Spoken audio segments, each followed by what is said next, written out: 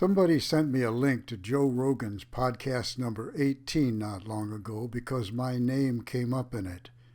Joe and Pat Miletich were discussing circular physical training, and Pat explained that I helped him develop his functional conditioning program when he was coaching MMA fighters. His initial recollections, I think, were fairly accurate, but things started going south when Pat began telling Joe that I served 3 tours of duty in Viet Nam as a tunnel rat killing machine. That is completely false. I eventually read a similar account in a magazine article where Pat mentioned that the father of one of his students was the Viet Nam story source, but I have no idea why that guy would tell such a tall and stupid tale. Pure Rambo fantasy, and a boatload of Rogan podcast viewers and listeners have been misinformed at my expense. I'm confident that Pat did not mean to misrepresent my military history, and Joe, in good faith, gave him the means to do it. I only ask that you, Joe, at least note under the podcast, number 18, that I served on the Korean DMZ and not in Vietnam. So now we'll take a look at the physical training tunnel rat discussion, and I'll post a few links to relevant sources at the end of this clip. And Joe, if you see this, I've read that you were an Army MP, so you certainly know how important it is to honor warriors past and present by accurately reporting, when possible, our military affiliations. Finally, if anybody out there knows how to contact Joe Rogan or one of his assistants, please send them the link to this clip. I have tried, but no response so far.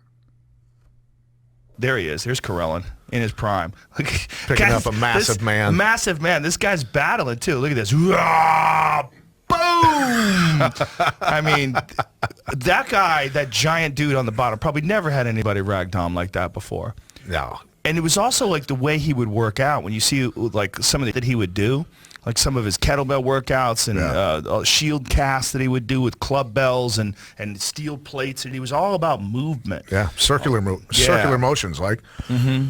So your gym having all that true functional fit, like to see Indian clubs in your gym, I went, all right, he gets it. Yeah. Like he really gets it. Indian clubs, I collect all the old ones. Oh, really? Old antique wood ones. And Iron Sheik. The huge wood ones, right? Yeah. All that sort of stuff. Yeah. So a guy named Ed Thomas taught me about true functional fitness long before any of this CrossFit crap and all this stuff came out, right? So Ed Thomas, Dr. Ed Thomas, and I didn't know he was a doctor. He just showed up at my gym one day. He walks in, a little unassuming dude, and he goes, hey, he goes, Pat, he goes, I'm Ed Thomas. He goes, do you have time for me to teach you some stuff?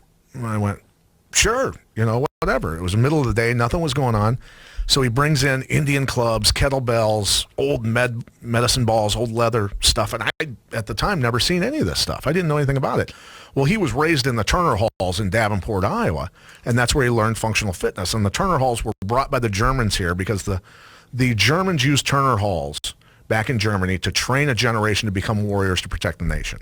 And that's where that mentality came from. So everything they did was cargo nets, pommel horses, Indian clubs, heavy kettlebells, all kinds of crazy, just functional fitness stuff. So they would climb cargo nets? Yeah, serpentine inside of them.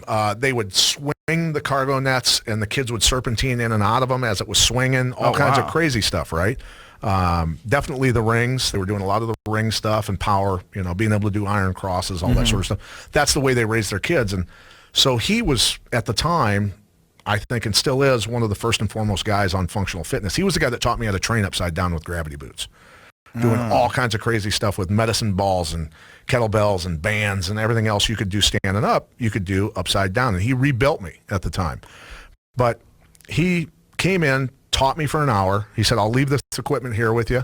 You can teach your guys what I taught you, and I'll come back, another time. And I was like, yeah. And we were talking for a second. I got on the phone, and I turned around, and he was gone. Well, he was 3 times in Vietnam, he was a tunnel rat. He signed up for extra tours. He would go in and kill the Viet Cong, sleep amongst the bodies, and then go back out and find another tunnel and kill people again. That's what he did for 3 years. Just hardcore guy. But the guy that owned Taekwondo Times at the time, his kid was training underneath me. And he goes, I heard you met a friend of mine. I go, who's that? He goes, Dr. Ed Thomas. And I go, well, he didn't say he was a doctor, but I could tell he was one of the most intelligent people I've ever met in my life. He goes, yeah, he's a scholar. I mean, this guy's a warrior genius, right? And he's still up in Des Moines, Iowa. Haven't talked to him for a few years, but that guy taught me what real fitness was about. Wow.